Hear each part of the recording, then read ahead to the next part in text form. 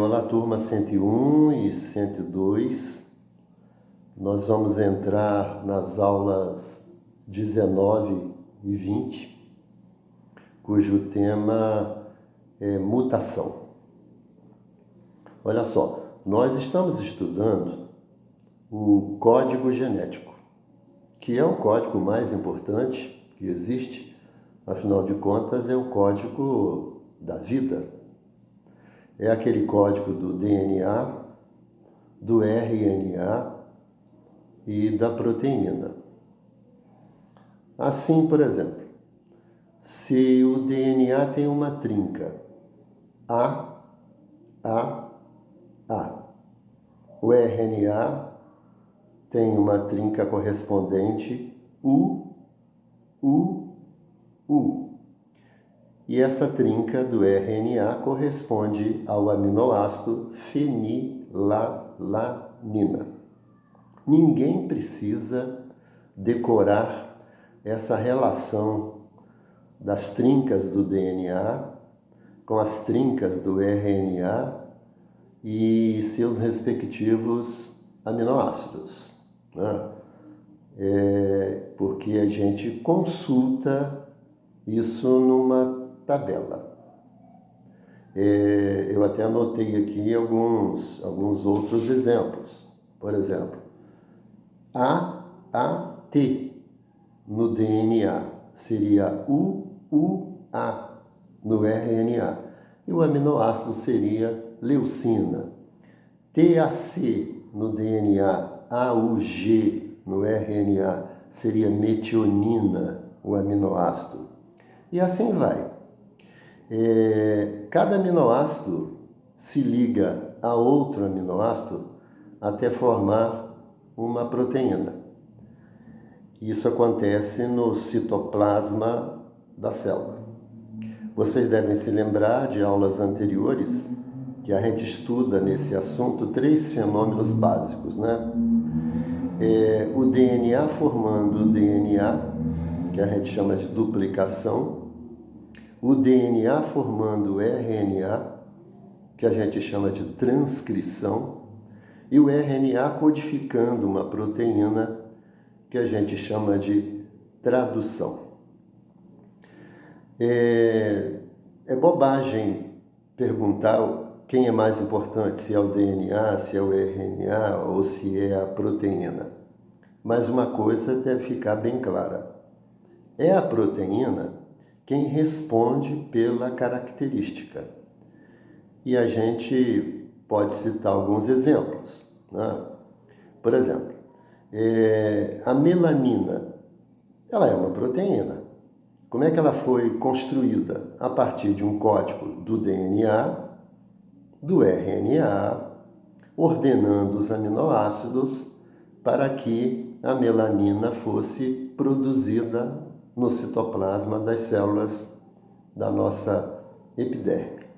Muito bem, que são os melanócitos. A melanina, ela vai dar cor à nossa pele e vai nos proteger contra a radiação.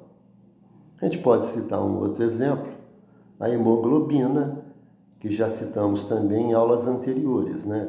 O que a hemoglobina faz?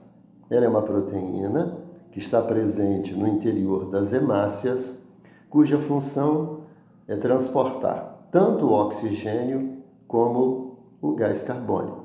Quer dizer, a gente sabe que foi o DNA que, por um código, criou, digamos assim, o RNA, que por um código criou a hemoglobina, que vai ter a função de transportar os gases da respiração. Então, quem está respondendo, né, quem de fato é responsável pela característica diretamente assim, é a proteína. E a gente pode citar várias outras proteínas, porque são muitas as proteínas no corpo, né? A heparina, por exemplo, que pode ser produzida pelo fígado, não somente pelo fígado, mas pelo fígado, ela é um anticoagulante. Imagine que proteína importante essa. Ela não deixa, por exemplo, o sangue coagular no interior dos vasos. As enzimas, elas são também proteínas especiais catalisadoras, né? Elas executam reações de hidrólise, de desidratação, né? Então, o metabolismo depende das enzimas, e as enzimas são proteínas. E o que dizer, então, dos anticorpos, que são proteínas especiais que nos defendem? Muito bem. Então, esse é o código genético, né? O DNA tem um modelo que orienta o RNA, que tem um modelo que codifica a proteína que é responsável pela característica ou pelas características. Muito bem, mas o assunto da página 19, da página 289, aulas 19 e 20, mutação. A palavra mutação, logicamente, significa mudança, né? Modificação. Modificação de quê? Modificação de característica. Aí, se é a proteína a responsável pelas características do corpo, como a gente citou, né? A melanina, a hemoglobina, a heparina, etc. e tal, então, quando uma proteína é produzida de modo diferente, ou então ela nem é produzida, nós temos uma mutação. E aí, as consequências disso para o organismo, logicamente que as consequências vão depender, né, de que proteína é essa, como ela ficou, e eu posso citar alguns exemplos a vocês que eu peguei aqui. Vamos ver, por exemplo,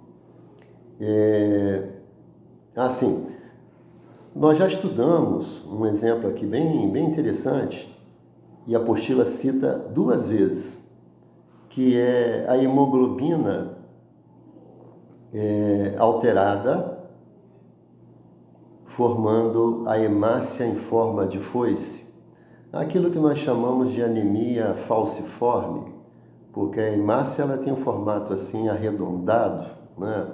E ela transporta a hemoglobina. Quando a hemoglobina é produzida com um erro dos seus inúmeros aminoácidos, apenas um foi trocado. E por que foi trocado?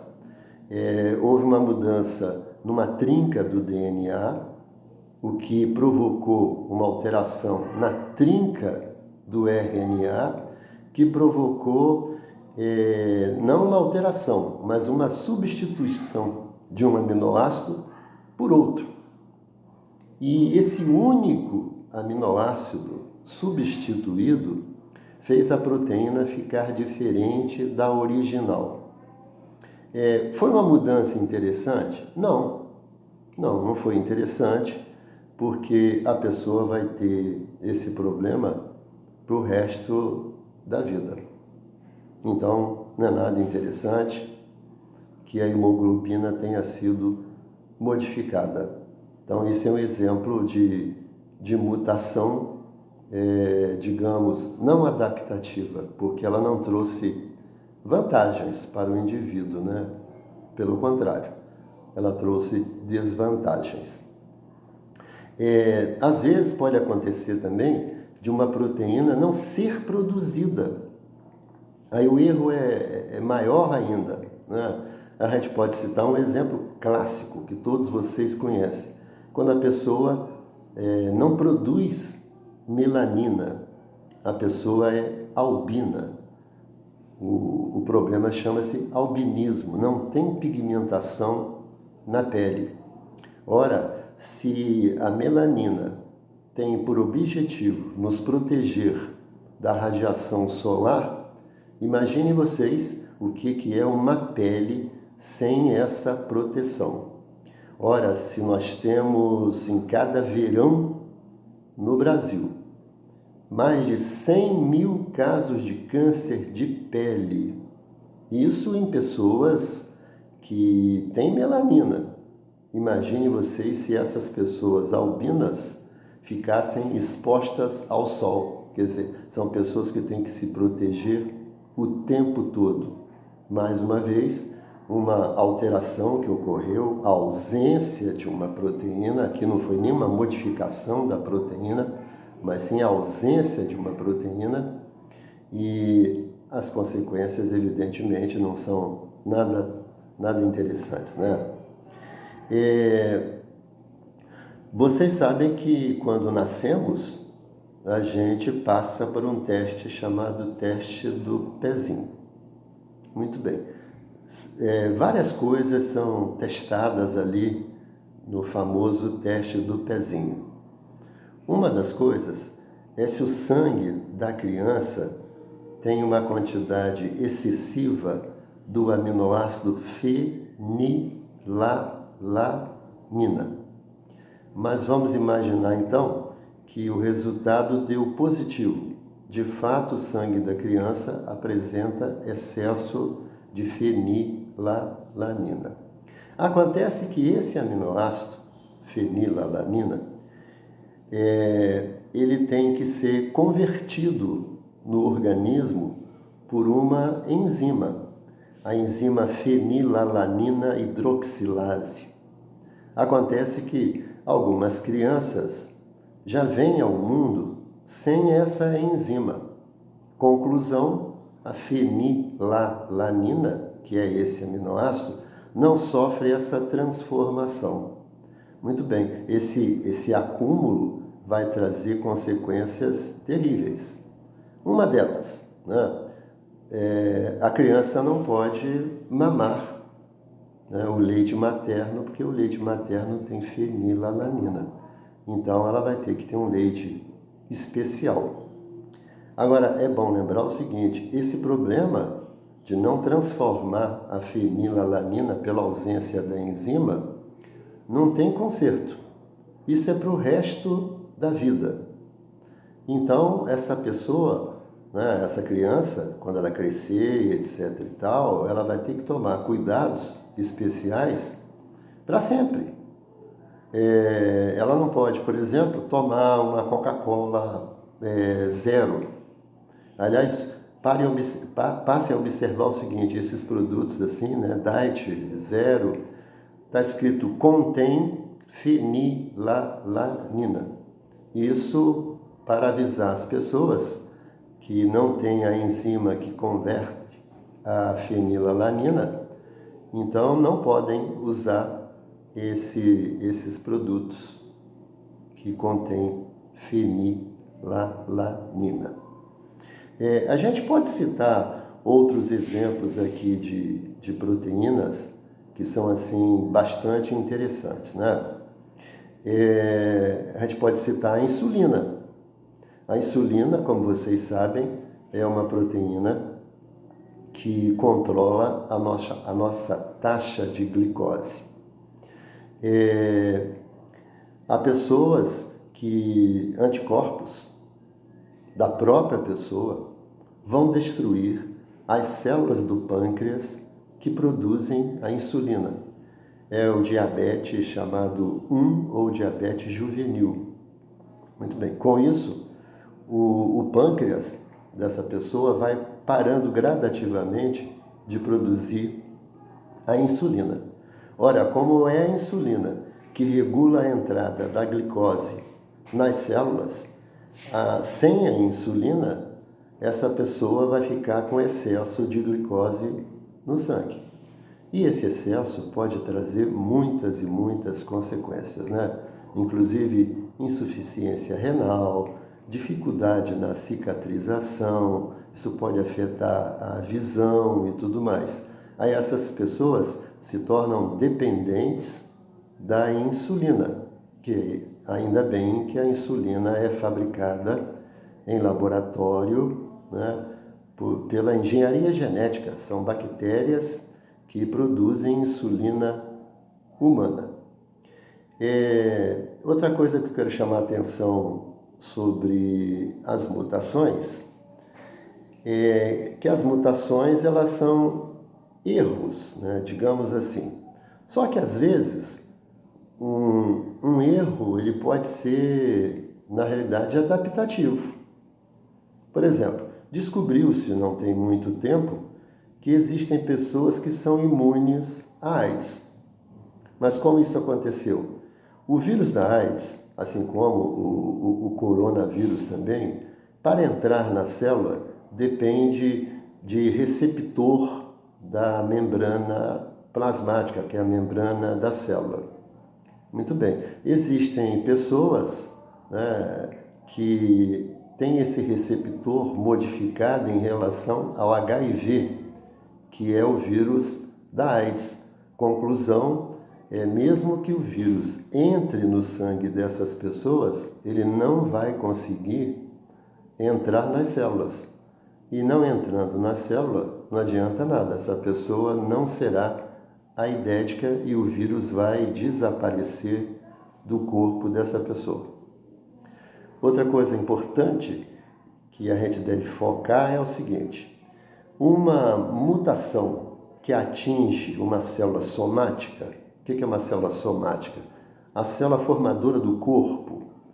Ela é uma mutação que fica restrita ao indivíduo.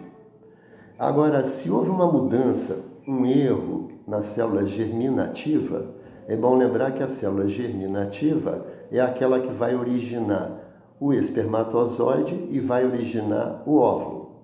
Aí, essa mudança que aconteceu na célula germinativa e que resultou no óvulo ou no espermatozoide, aí isso passa para uma próxima geração. Então, é preciso diferenciar uma mudança, um erro, né, uma mutação na célula somática de uma mutação que possa ocorrer na célula germinativa.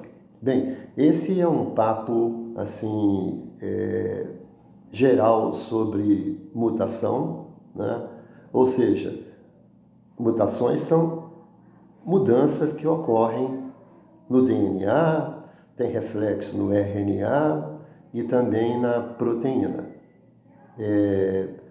Pode ser uma mudança interessante ou não, né? Quando essas mudanças ocorrem, por exemplo, aí nos vírus, nas bactérias, isso trazem problemas para a gente, né? Em relação às bactérias, por exemplo, a ciência cria um determinado antibiótico específico para uma determinada bactéria, por exemplo, para a bactéria da tuberculose, mas aí essa bactéria sofre uma mudança, né? É uma bactéria mutante, aí ela pode ser resistente. Isso, aí não adianta utilizar os antibióticos que vinham sendo utilizados, né, anteriormente. É preciso que a indústria farmacêutica busque outros antibióticos e fica essa luta nossa contra as bactérias, né? E a nossa luta também contra os vírus. É bom lembrar que vírus não é combatido com antibiótico, né? Vocês sabem disso, né? Mas os vírus também são mutáveis, né? Estão sempre sofrendo mudança. Observem, por exemplo, o trabalho que dá o vírus da gripe. Ele muda tanto que a cada ano ele é diferente.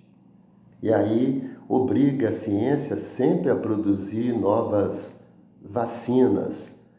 Então, olha o que a mutação pode fazer. Por outro lado, a gente tem que lembrar que as mutações que são as responsáveis principais pela origem, né, pela criação de novas espécies, de novas características que podem ser adaptativas. Tudo bem que as mutações isoladamente elas não resolvem o problema, né? Outros fatores, quando eu falo resolve o problema, não basta simplesmente uma mutação para criar uma nova espécie, né? O fenômeno da especiação. Outros fatores também são importantes, como a seleção natural, como isolamento geográfico, isolamento reprodutivo, essas coisas assim. Mas o pontapé inicial da diversidade biológica realmente é a mutação. A gente vai passar para a aula da apostila de um esquema que tem na página 289, mas eu quero combinar um negócio com vocês. É o seguinte, eu queria que vocês não consultassem a página, mas que fizessem um exercício, certo? E eu vou passar esse exercício, e vocês vão fazer, e depois, imediatamente, eu já faço a correção. Aí, o que eu quero pedir a vocês? Na segunda-feira, vocês vão assistir a aula sobre mutação. É essa que eu acabei de falar. E na terça-feira, vocês vão pegar o exercício proposto. Aliás, nem é um exercício, é um esquema que está na apostila, na página 289. Mas eu gostaria que vocês não copiassem, que vocês tentassem fazer esse exercício. Será que a gente pode combinar isso para terça-feira? Então, vamos lá. É o que está na página 289. São oito códons de RNA. Primeiro códon, segundo códon, terceiro códon, quarto, quinto, sexto, sétimo, oitavo. Então, vocês vão anotar os seguintes códons, assim, o primeiro, GCU, o segundo, CGA, o terceiro, GCA, o quarto, CCA, o quinto, GGA, o sexto, CAA, o sétimo, GAU e o oitavo, GGA. É um pequeno trecho da molécula de RNA. O que vocês vão fazer sem olhar a apostila? Vocês vão buscar naquela tabela, a tabela de códons, qual é o aminoácido que é codificado pelo primeiro códon, pelo GCU, qual é o aminoácido codificado pelo CGA, que é o segundo, e assim vai. Vocês vão encontrar 8 aminoácidos, porque para cada códon, para cada trinca dessa, a gente tem um códon. Perfeito? É isso que vocês vão fazer de início. Vocês têm que me prometer que vocês não vão copiar, vocês vão fazer, para que vocês possam entender. Muito bem. Agora é o seguinte, em segundo lugar, vocês vão modificar apenas o terceiro códon, só o terceiro. O terceiro vai ficar assim, GCC. Aí a sequência toda será assim, GCU, CGA, agora vem a mudança, GCC, CCA, GGA, CAA, GAU, GGA. Portanto, só houve mudança no terceiro códon, na terceira trinca. Aí vem a pergunta, será que a terceira trinca mudou o aminoácido? Será que o aminoácido foi substituído por outro ou permaneceu o mesmo? Aí vocês vão descobrir. Os outros códons, o primeiro, o segundo, o quarto, o quinto, o sexto, o sétimo e o oitavo, não sofreram mudança alguma, só o terceiro. Mas será que mexendo só no terceiro alterou a sequência dos aminoácidos? Vocês vão consultar isso naquela tabela de códons e vocês vão descobrir. Muito bem. Depois, vocês vão alterar agora apenas o quinto códon. Só o quinto. Os outros serão os mesmos do início. O quinto agora vai ser AGA. Bem, com essa mudança só no quinto códon, será que o aminoácido foi substituído? Vocês vão ver. Olha, nada de mexer no primeiro, nem no segundo, nem no terceiro, nem no quarto, só no quinto que houve essa mudança. O original era GGA e agora passou a ser AGA. Será que mudou o aminoácido? Será que é outro aminoácido? O sexto, não mudança nenhuma. O sétimo, nenhuma mudança. O oitavo, nenhuma mudança. Muito bem. Agora vamos para uma outra etapa, uma terceira etapa, né? A gente vai mexer no sexto códon. O sexto códon, que era o CAA, ele vai passar a ser UAA. Aliás, esse códon tem uma importância imensa que eu vou falar daqui a pouquinho, certo? UAA. O primeiro não mudou, o segundo não mudou, o terceiro não mudou, o quarto não mudou, o quinto não mudou, o sexto não mudou. E eu não posso falar do sétimo e do oitavo. Será por quê?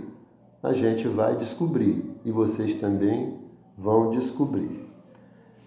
E agora a parte que talvez seja assim um pouquinho mais complexa. Olha,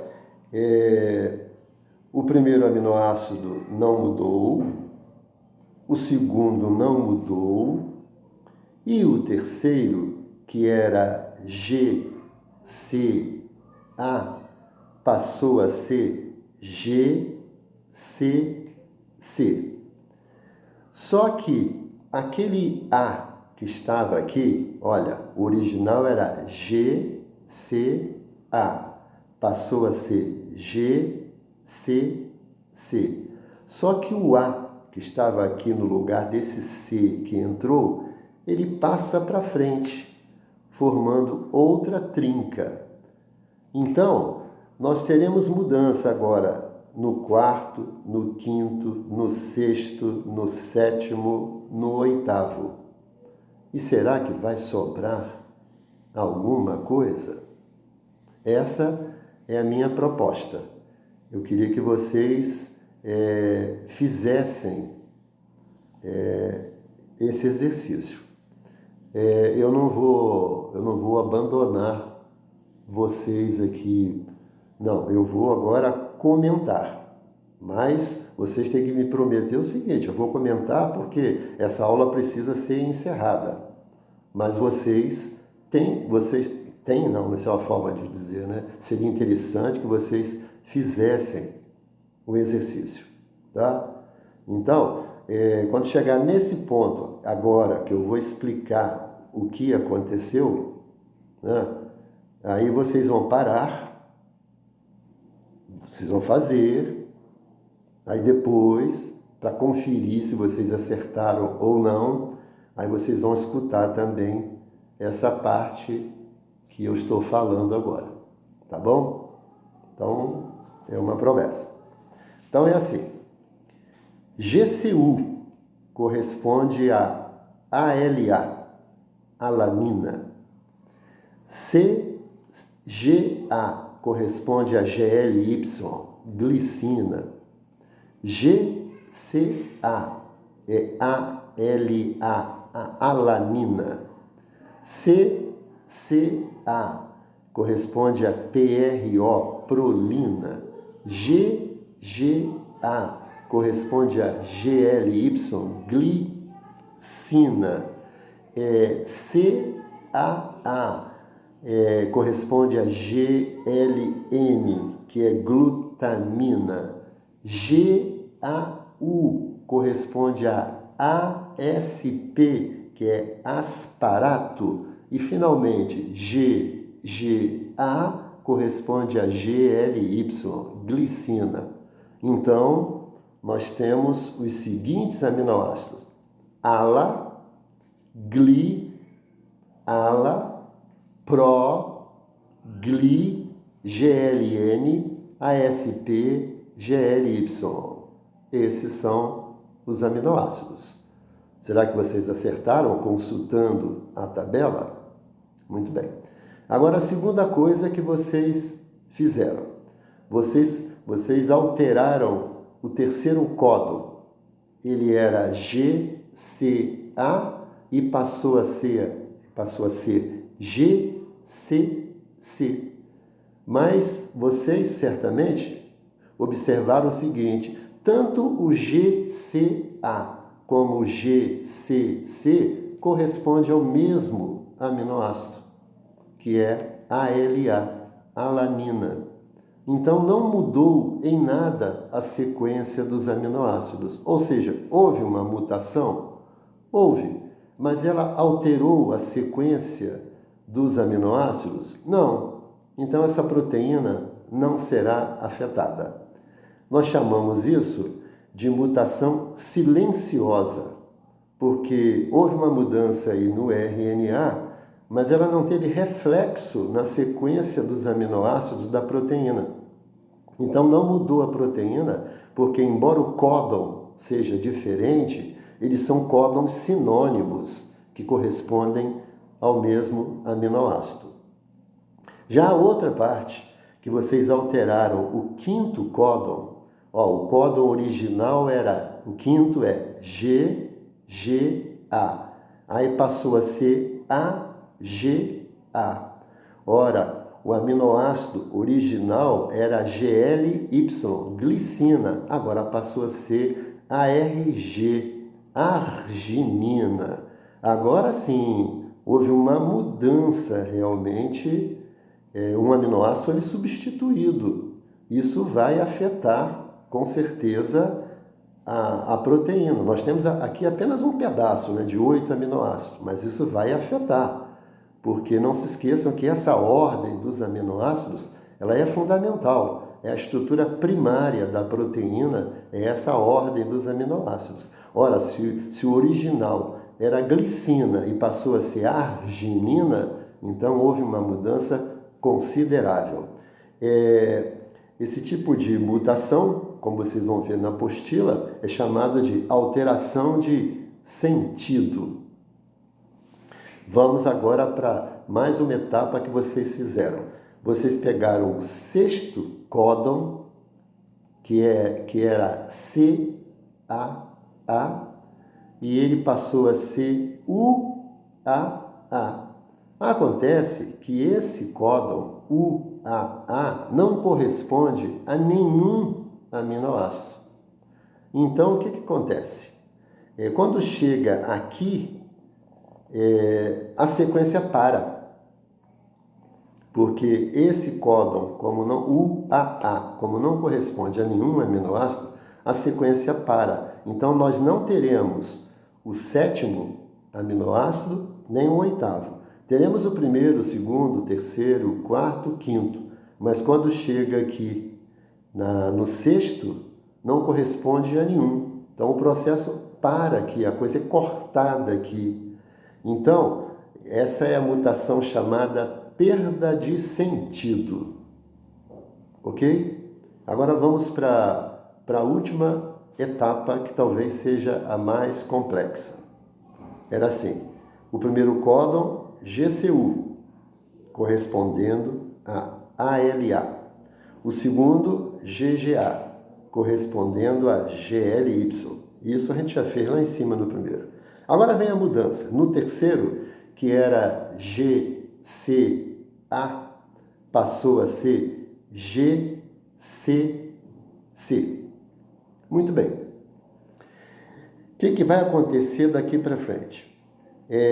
Como ele entrou no lugar do A, o A foi para frente. Ora, se o A foi para frente, passou a ser ACC. Agora a gente vai sempre empurrando letrinha para frente. O quinto vai ser AGG, o sexto vai ser ALA, o sétimo vai ser AGA, o oitavo vai ser UGG e vai sobrar um A. que não corresponde a nada. E aí a sequência ficou bem diferente, né? Ficou assim: alanina, glicina, alanina, THR, ARG, THR, ARG, TRP. Uma mudança radical, né? O que aconteceu aqui é uma mutação, como vocês vão ver na apostila, que é um deslocamento de quadro de leitura. Aqui é uma mudança total, tá? Se vocês tiverem alguma dificuldade com a minha explicação, né, que eu acabei de dar, aí sim, depois disso, vocês podem consultar a apostila. Então, o que ficou combinado? Na segunda-feira, vocês vão me ouvir falando a respeito das mutações, né, como é que as mutações acontecem, o papel das proteínas, aquela aula inicial que eu fiz hoje. E na terça-feira, vocês vão pegar essa parte aí da página 289, que não é um exercício e que eu transformei num exercício, certo? É isso que eu gostaria que vocês fizessem. Esse assunto é da maior importância, porque, como eu disse no início, é o código genético, é o código da vida, é o código do DNA, certo? E eu gostaria de citar para vocês também aqui, que vocês pudessem até consultar, procurar na internet. Existem mutações na nossa espécie que são, assim, extremamente radicais. Por exemplo, uma delas é chamada progéria, P-R-O-G-E-R-I-A, progéria. Ela se manifesta quando a criança tem 5 ou 6 anos. E aos 8 ou 9 anos, a criança já tem uma aparência idosa, mas muito idosa. Só que tem um porém. Com 8, 9 anos de idade, com essa aparência assim de um velho ou de uma velha, vai depender do sexo, essa criança não sobrevive. Quer dizer, e é uma mutação gênica, ou seja, uma mutação no DNA que afetou o RNA, etc. e tal. Outra que eu talvez, quem sabe, né? Talvez mostre a vocês quando voltarmos, ela se chama adrenoleucodistrofia. Nome grande, né? Adrenoleucodistrofia, uma palavra só. Isso gerou, inclusive, um filme muito famoso, um garotinho chamado Lorenzo, por isso que o filme se chama O Óleo de Lorenzo. Se vocês quiserem na internet saber algum detalhe do filme O Óleo de Lorenzo, vocês vão tomar ciência dessa mutação também.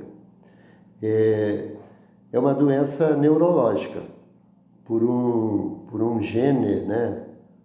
Por um gene diferente, né? Mutante, que produz uma enzima, digamos assim, uma enzima diferente, uma enzima defeituosa, e isso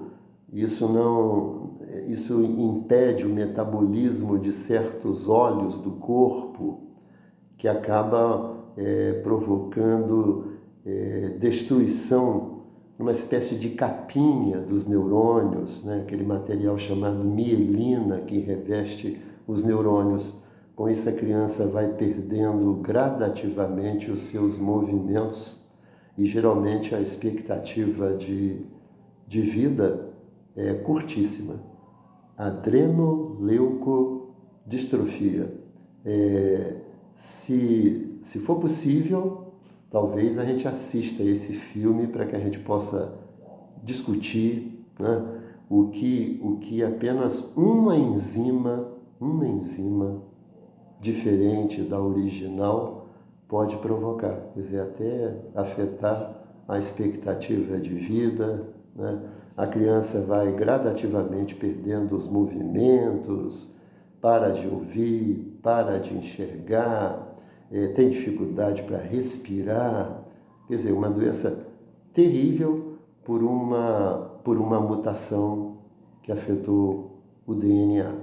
A ciência até sabe em que cromossomo está esse DNA, esse gene, né? Porque o gene é um segmento de DNA que corresponde a um segmento de RNA que, por sua vez, cria uma determinada proteína. E a ciência sabe que esse gene responsável por essa doença chamada adrenoleucodistrofia está presente, no cromossomo X e é transmitido da mãe para o menino e não para as meninas.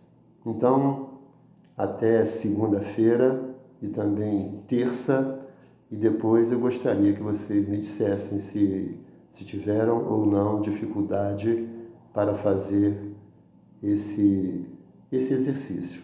Mas se tiveram, vocês podem aproveitar a minha explicação ou consultar a página da apostila, que também tem toda essa proposta, ok? Muito obrigado pela atenção de todos.